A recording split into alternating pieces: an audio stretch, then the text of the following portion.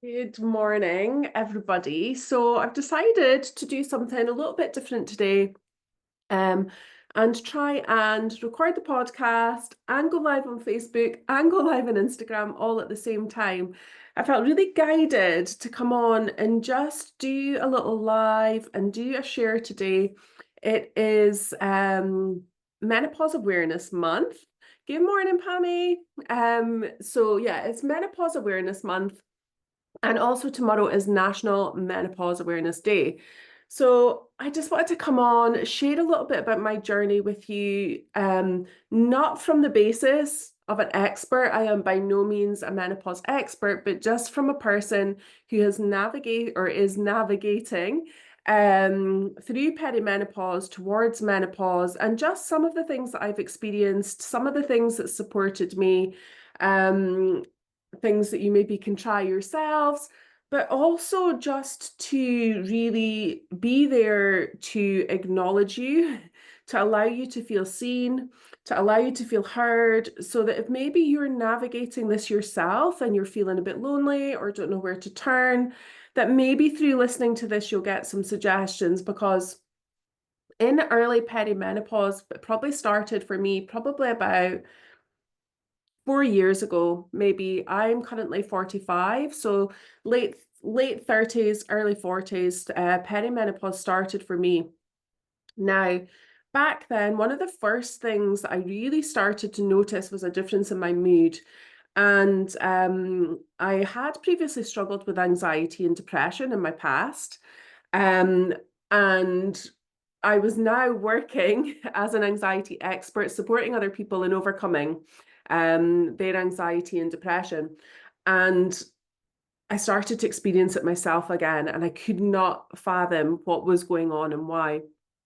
Now, I began to track my cycle because then I began to notice some other symptoms were occurring. Like every single month, my pelvis would misalign, like it would like get knocked out. And so I started to get some support in and around that, some physio. I went to see the doctor and explained that there's something hormonal going on.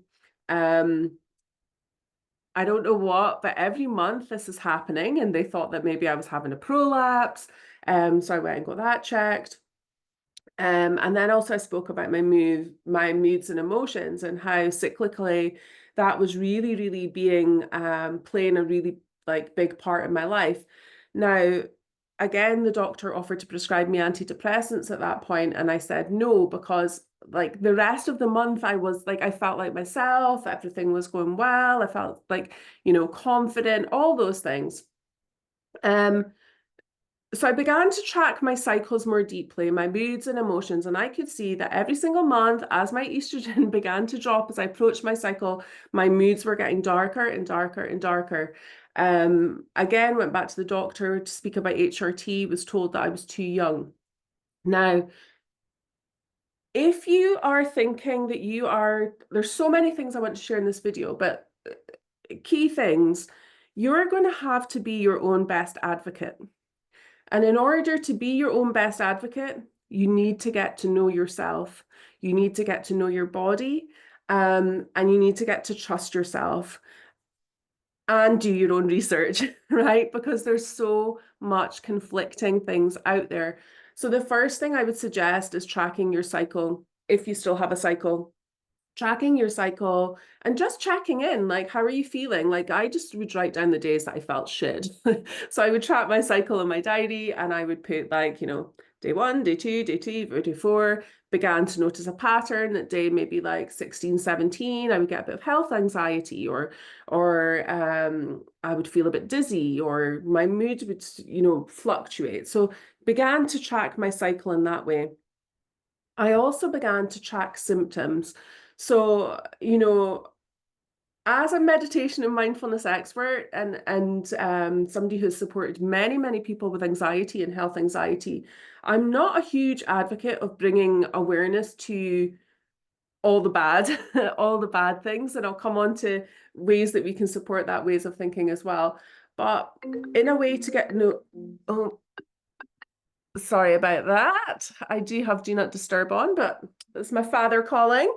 Um, in a bid to lost track there now.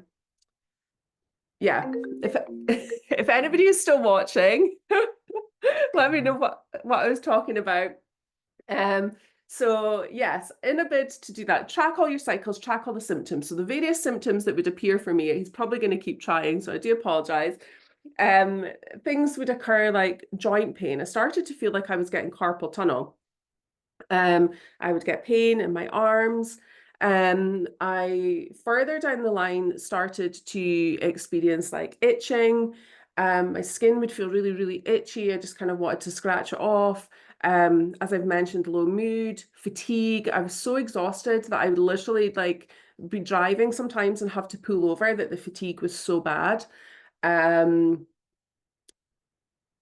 yeah, weight gain, despite me eating clean, doing all the things. So I would started to begin to track all these symptoms, track my moods, track my emotions, track my cycle, so that I could really begin to get a picture. And one of the main things I would say is to learn to trust yourself, to really tune in intuitively to yourself and check in regularly. So daily meditation and mindfulness practice for me has been so powerful, to check in and be like, how are you today, Suze? What's going on for you? How are you feeling? Okay, what can we do about that? What support do you need? Be your own best friend and tune in and ask yourself over and over and over again. And yeah, just offer yourself that moments where you can just tune in, drop into your heart, and ask yourself what support you need. Now, there's so much support and information available out there in regards to perimenopause and menopause. I initially went down the natural route. I researched nutrition, supplementation. But what I would say for me, that wasn't enough. Um, and I then went on and decided to go on to HRT. Now, HRT for me was an absolute game changer. Like little bit of a trigger warning. I'd got to the point where I really didn't want to be here. My moods were so low. And I just my brain just wasn't functioning the way that it should. And like my husband took me to the doctor and we pretty much just begged, like, just let me try it for 6 months, please, please, please, please, please, because I can't go on the way that it was going on. So we did that, and literally within 6 weeks I was like a different person. Everything hadn't, like, it's not like a magic pill, it's not like a magic cream. Everything hadn't just disappeared, because at the same time I had began to struggle with something called triple PD, which is it's a little bit of a malfunction of the brain when it comes to your balance. And so that I had this going on in the background as well, but I did find that the HRT supported me with that as well. One of the other ways that perimenopause really affected me was with my driving, and I lost all confidence driving. I was taking panic attacks daily. And to me, I couldn't make sense of it, because I love driving. Like, I used to want to be a presenter on Top Gear. I love driving that much. And I would drive my daughter up and down the country, doing like towing a trailer with a horse in it. And so driving had never been an issue for me. So again, that was something that really, really shocked me. We lived in the countryside as well. So it wasn't like I had access to a huge amount of public transport or, things nearby that I could walk to. So for me, that loss of freedom was huge. Now, again, I went and spoke to my GP. I got referred for cognitive behavioral therapy to help with that aspect of my perimenopause journey. And unfortunately, it wasn't for me. I was so grateful. Like, the day that the CBT specialist phoned me, she called me, and I was actually driving at the time, and I just had a panic attack that morning, and I pulled into a lay-by and answered her call, and she's like, okay, we can start next week. And I was like, oh my gosh, this is the best news I've ever heard. I thought that was going to be the thing, that was going to be the thing that was going to help my driving. And so I started CBT, but again, this is what I'm saying about bringing awareness to the negatives. I was rating my experience, rating my driving journey, rating this, and it actually exacerbated it for me. It made the experience more challenging. So I decided to stop CBT. I had some hypnotherapy. I tried EMDR. And if anybody's listening to any of these things I speak about today, as I say, I'm not speaking from an expert. I'm just speaking from personal experience that I've navigated in things I've tried. So if you want to ask me on a personal basis about anything I've discussed today, please, please, please drop me a message, like jump into my inbox, send me a voice note, whatever. I am more than happy and would love to support anybody who is struggling or navigating with any of these things right now. So for me, I went back to the old tools of my own anxiety book. I practice gratitude every single day, meditate every single day. Nature was one of the biggest things for me in as part of my perimenopause and healing journey, and still continues to be. Hence the reason I went on to study forest therapy. Um, and now, just kind of keeping you up to date to where I am now. So 4 weeks ago, my doctor had highlighted some irregularities in some things that I had to fill out with regards to my HRT. Now, I had to have an emergency appointment at the doctor, and it was all quite out of the blue. I would say I've actually been feeling the best I have been feeling in such a long time. And I'll come on to the reason why that probably is as well, but really feeling the best that I felt in a long time. So 4 weeks ago, the doctor called me in, she did an examination, and morning, Erin, morning, Laura, wanted to refer me for an urgent scan. Now, I must admit, like I found that quite alarming. She had wanted to check out with regards to endometrial cancer. Now, this was a real bolt from the blue for me, and but actually my biggest concern through that whole period was that she told me that I needed to stop my HRT. And I was terrified, absolutely terrified, more terrified of the stopping the HRT than the results of the ultrasound scan, which I had yesterday. And by the way, is all clear. I am totally, totally fine. But for the past 4 weeks, I've had to go without my HRT. And during that time frame, I dialed everything up. I've read so many books on natural menopause. I've overhauled my diet. I've overhauled my supplementation. I've begun to cut things out of my life that bring stress. I've been for healings. And if you are perimenopausal, or even if you're not even at that stage yet, I would encourage you now to try balance your hormones, to try reduce your stress, to try and bring that anxiety down, to try and process the trauma from past stuff, because as you navigate this stage of life, it's like, this is my personal opinion. As I said, I'm not an expert in this. I feel like everything comes up. It's like everything comes up, every trauma, every health condition, everything that hasn't 100% be dealt with comes up at this time and is presented to us like, okay, let's deal with this, let's deal with this, let's deal with this before we move on to this post-menopause stage. So that would be one thing, like advice, like look at the areas of your life that are currently causing you stress and what can you do about them? What can you do to reduce that stress? How can you get more sleep is a huge one. How can you be more mindful? So this past month, I probably will get emotional, but mindfulness and presence and taking every single day and having gratitude for every single day and having my soul sanctuary community, um, and having those practices. Like I only ever share and create from a space of things I've tried myself. So everything in our Soul Sanctuary community is things that Susan and I have used ourselves and continue to use. And this is why I'm saying I'm not a menopause expert, because I've been asked to speak for numerous companies as a menopause expert or to support women in that way. And as I'm still navigating it myself, I don't feel that I'm the best person to be doing that. I feel like the person needs to have navigated that time and journey themselves, have that more mixture of holistic and mainstream medicine approaches, because there's a lot of divisiveness, and I experienced this myself a couple of weeks ago with regards to those who take HRT and those who don't. And I obviously have done both. And somebody asked me yesterday, are you going to go start taking your HRT again? And the honest question to that is, I don't know.